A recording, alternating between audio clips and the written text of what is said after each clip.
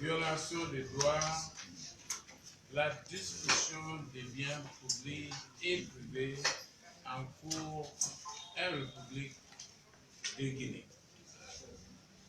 J'ai partagé avec eux les efforts du secrétaire général des Nations Unies pour le retour au calme, la paix et la sécurité en République de Guinée. J'étais moi-même porteur d'une lettre du secrétaire général des Nations Unies lors de ma dernière visite, dans laquelle il a plaidé pour la libération des leaders du FNDC, les dialogues constructifs autour des élections, le renforcement des acquis démocratiques et l'apaisement du climat politique. J'ai par ailleurs fait observer qu'au regard de la situation de notre sous-région, notamment dans le Mano River, où la paix est encore fragile, on ne peut pas se permettre une crise en République de Guinée. J'ai rappelé que nous avons 5 autres élections majeures dans la sous-région, sans parler des terroristes qui veulent avoir un accès à la mer. J'ai invité les FNDC à s'abstenir de tout acte de violence dans leurs activités. J'ai par ailleurs recueilli les lectures de la situation ainsi que les propositions de sortie de crise. Les Guinéens doivent chercher rapidement les voies et moyens de sortir de cette crise et de se concentrer sur la recherche de consensus vers le développement partagé bien sûr, le renforcement de la démocratie, l'état de droit et le bien-être de tous.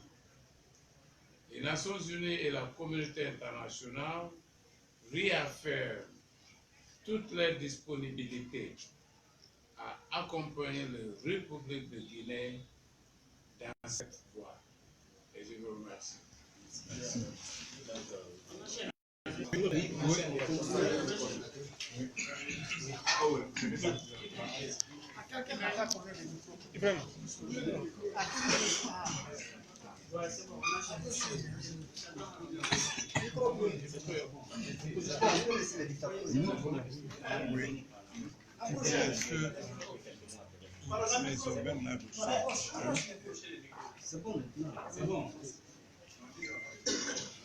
Comme vous le savez, nous avons été très honorés par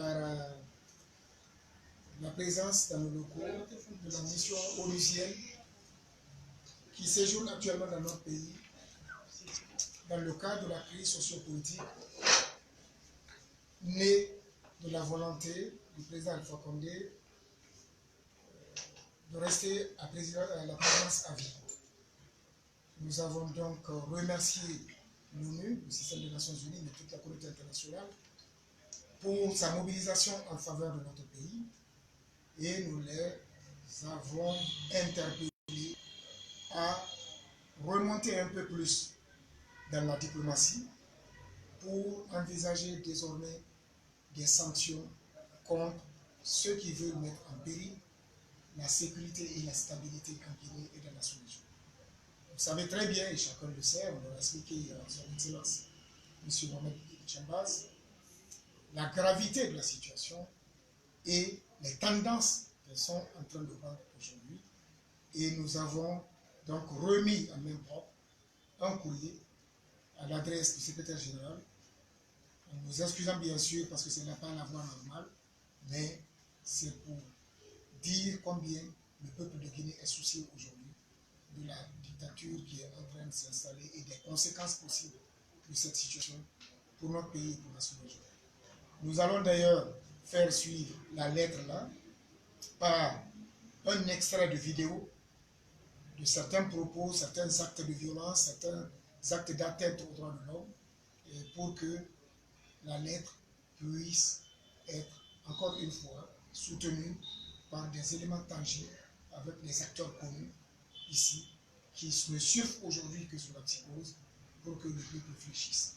Mais on l'a rassuré de notre engagement pacifique, de notre volonté à faire en sorte qu'aucune violence ne vienne du FNDC ou des populations.